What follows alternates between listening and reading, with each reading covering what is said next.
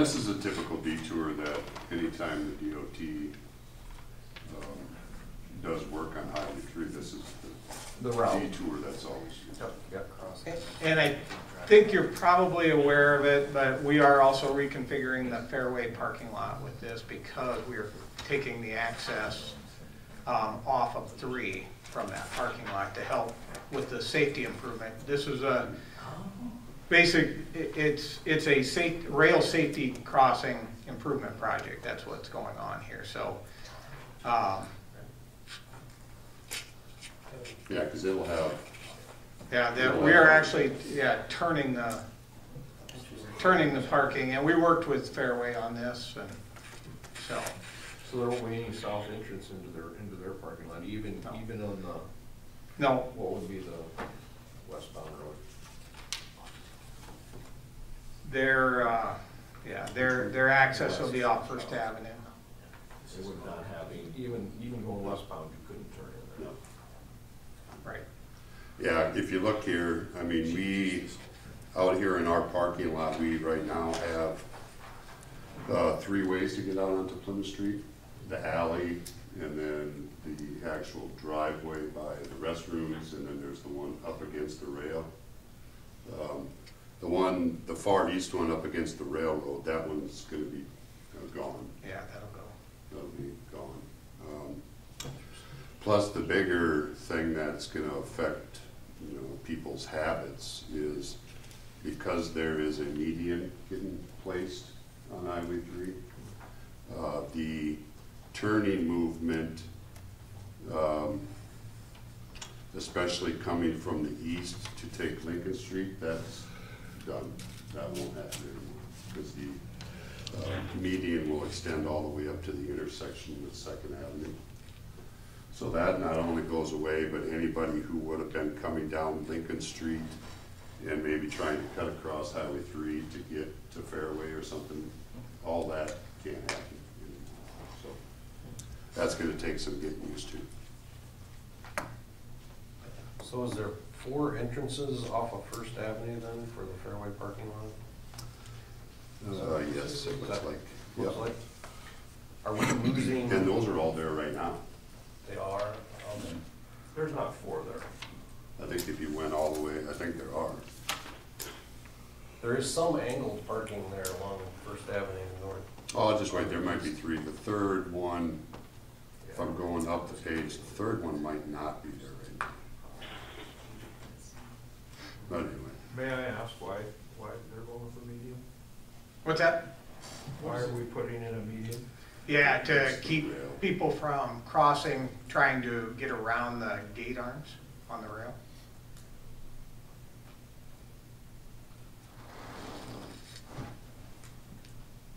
Does it Yeah, have to go because all the of- way to 2nd Avenue? Say that again. Does it have to go all the way to 2nd Avenue? The raised median. Oh, yes, yes.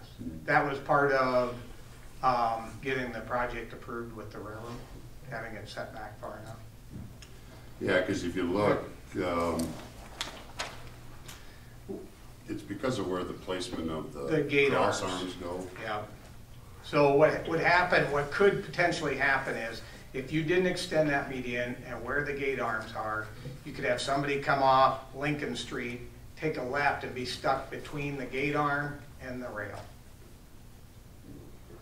And this is how you typically keep it.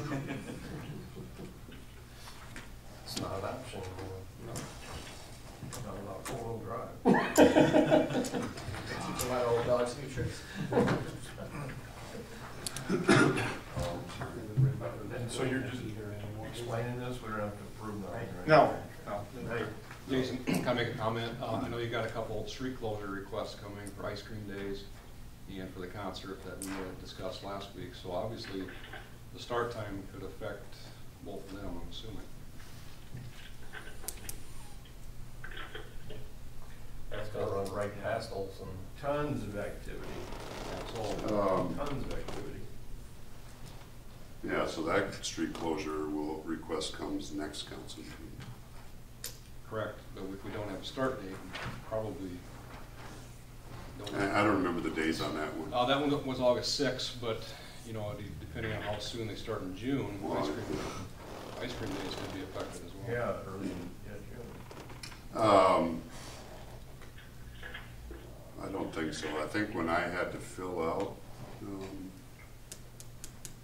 I can't think of, who just retired, Dave?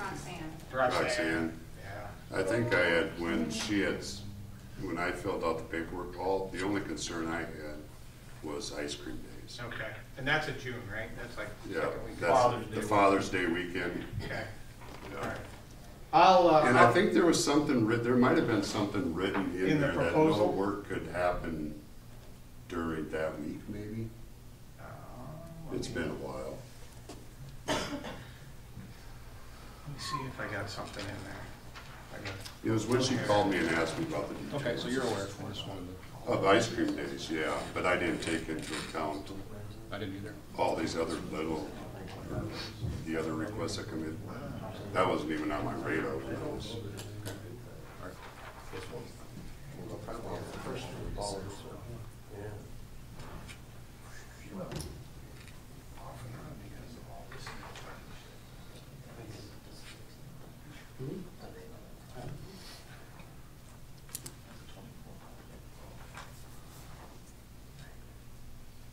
So I guess I'll just bring it up. Steve had mentioned also we were discussing that closure of First Street for that block in between Lincoln and First Avenue, or no, what is it, Second Avenue? So I don't know if the DOT is aware of that part of it. But that Which one? Kind of another wrinkle. The street by Wells, is it Wells? Yes. Yeah, the north side where they're always kind of closing to do things. Mhm. We were talking about maybe vacating that, Oh. so something to think about. What would that have to do with this? It's just, if the traffic already going down Lincoln and No way to beat a train. it's a little more issues with the traffic. I kinda got a question that probably should have been asked a long time ago, but how many train accidents do we have here? I know we have train accidents all the time, but they're not here. There've been a couple. There's There've been at been- least one that I can think of. There's been, I can't remember if it was 2 or 3, and one involved a Fairway truck.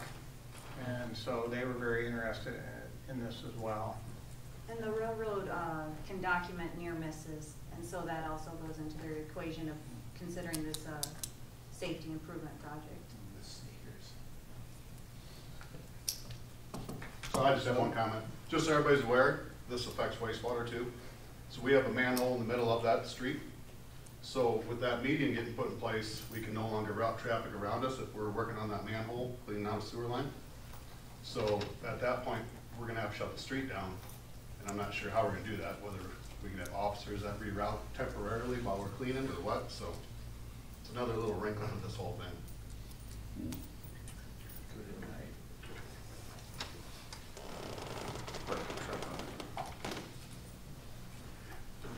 Yeah, I mean, If we can't act. I mean, they're just, yeah, I mean, there's things that we'll just have to deal with. Because it's have to deal with. Yep. Thank you, David. Yep, just a couple other quick items. One, as everybody's aware, we've had some roadway condition issues this year with freeze and thaw. It's been a tough winter. We did have contract letting today, and in that letting, there is a project for patching on Iowa 404 and US 75. And this would be from 170th Street, so towards the north end of the city, to Sioux Center. That project, like I said, it was in the letting, and if it's awarded, obviously they've got 30 days to sign a contract. There's a late start on that of August 21st as well. So there's a lot of patches identified in that short stretch of on 404 from 170th up to US 75. So, and then the last thing I wanted to mention, we start lane closures Monday on US 75 between Merrill and Hinton. There'll be till, weather permitting, till April 12th is what the schedule says for lane closures. So you'll stay on your side till April 12th, and then we will move traffic into the southbound lanes head to head for reconstruction of northbound lanes this year.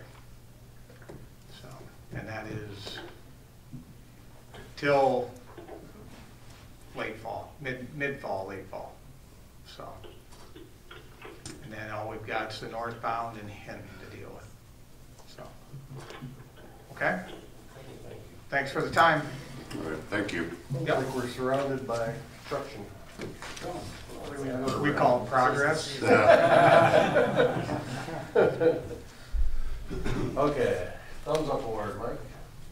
Pass. Right? I will pass as well. Clerk? I'd like to give a thumbs up to the fire department and those that were in charge of the banquet on Saturday night. It was very nice received, and then, I guess that's about it. I would echo those. That was a great function, which it is every year, and the volunteers and everything that go into that, it was really good. The other thumbs up for the chamber office and their board. Been able to attend their board meetings and how the whole direction of restructuring has gone and how they have kind of taken off and pushed a lot of things out in front. And I think that was great, and how Main Street is functioning and how we have worked with them to make it go. So thumbs up to that. And I would just add on to both of you about the awards banquet, and then since I was there for the last part, thumbs up to that comedian. He was really good. Really good. Really? Good. Okay, moving on to consent items. Under the consent items, we have a approval of the March 7, 2023 regular meeting minutes, a list of bills for period ending 3/17/23, and the monthly financial statement for February 23. Probably our shortest list ever. And I have a question, the one at the golf course, is that a split bill between Tyler Schultz? Yes. Okay. Are you The the security system yeah, out there? yeah, Yes, yeah. okay. It was split. Okay. Motion to approve consent items 1 through 3. Second. We have a motion and a second. All those in favor say aye. Aye. Opposed? Motion carried. Moving on to action items, 24th Street project. Attached is a public hearing notice. Oh, excuse me, wrong one. Council set this date and time to consider bids for the 24th Street Southwest Bridge Repair Project. Bids were received and opened on March 14, 2023 at 3 p.m. The project is for repair damage caused by a fire on February 12, 2022. One bid was received as follows: PCI Roads LLC for $323,927. Administration recommends council reject the bid and will relet the project this summer.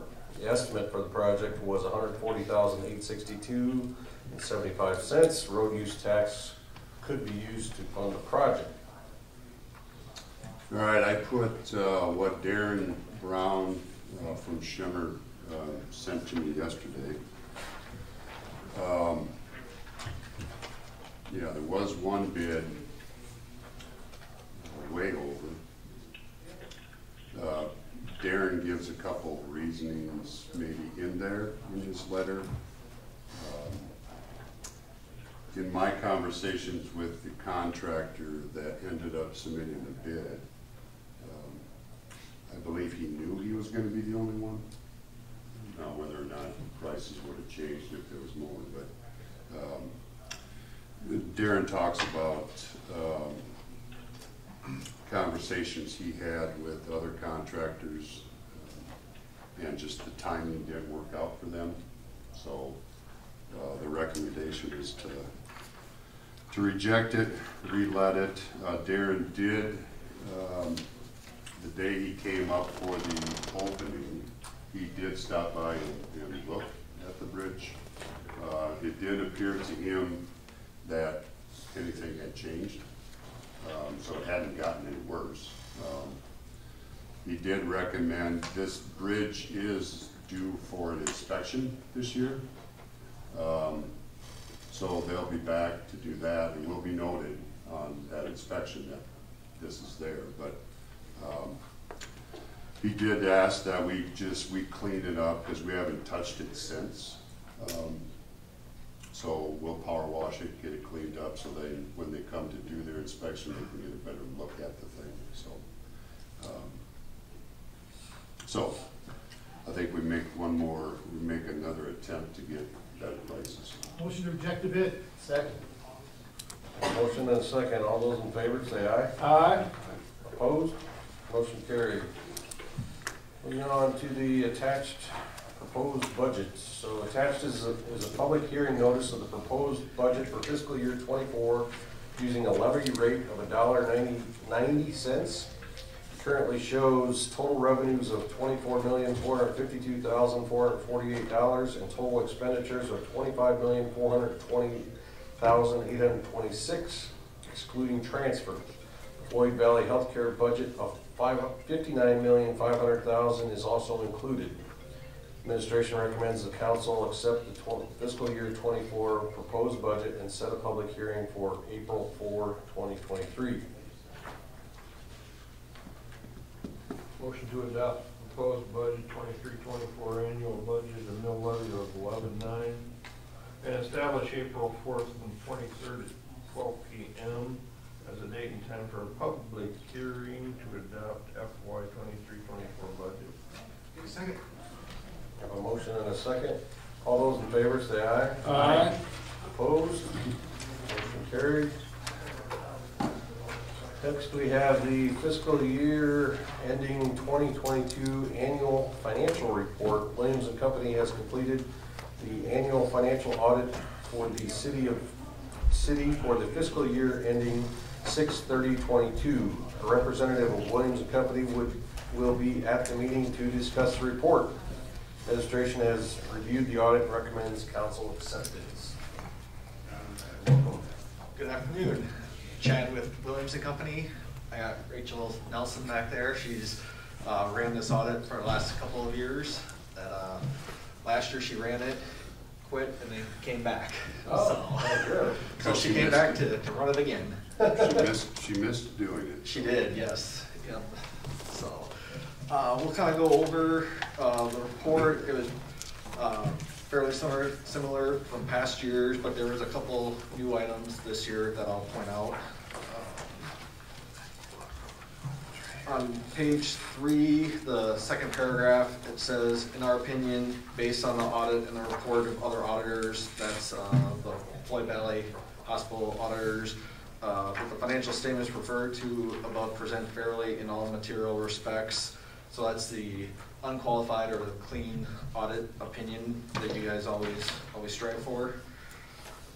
Page 6 is the management discussion analysis. A lot of good comparative information in there from 21 and 22. Page 15 is the statement of net position. This is a very high level statement. Can't really make any management decisions, but it basically shows what the city owns and what the city owes. Page 16 and 17 is the income statement or the statement of activities on the full accrual basis. So again, can't really make any management decisions from there. Page 18 is the balance sheet for the major funds, so the larger funds. And then page 21 and 22 is the income statement for those larger funds. One thing that we always point out is how many days in unassigned general fund balance are there. And this year there was 145 days, which is down from 187 days.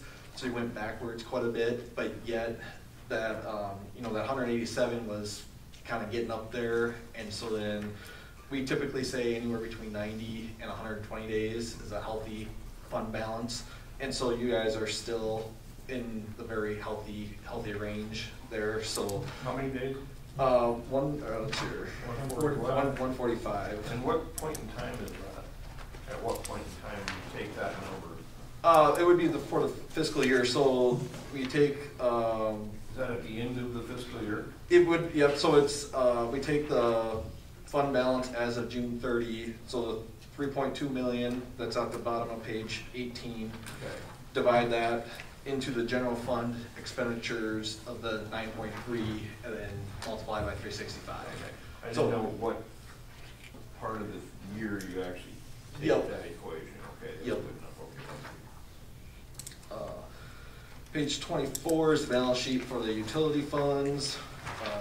26 is the income statement, and 28 is the cash flow statement. Page 34 is the start of the notes to the financial statements. So there's a lot of detail there. There's one thing new that I want to point out on page 47 is that we had there was a new standard this year where it was leases, and that would be both if you had lease liabilities, so if you were renting something, or lease receivables where you're renting out something, and there was 5 leases that qualified under this standard. There could be some other leases, but they just didn't meet the definition of the lease. You know, if there was an infinite time, or if you rented something for $1, you know, that doesn't count. So there was five leases that we identified that met the definition of the new standard, and so that lease standard, you know, there was 5. There was still, you know, a fair amount of time that goes into effect that we purchased separate software to keep track of this, because it's just a complicated standard, and so there was a lot of work that was done regarding this new standard. Otherwise, regarding the notes, there was really nothing else that was new there. Page 75 and 76 is the budget to actual, and you guys were within budget in every area, so no issues there. Skip a few pages. Starting on page 89 is the balance sheet for the smaller funds, so the non-major funds. And then after that, you would have the income statement for those same funds. And then page 97 is the balance sheet for the solid waste and storm sewer. So those were just smaller utility funds that were grouped together up front. Page 102, this is another new area this year for you, or newish, I guess, that you guys had a single audit for the first time since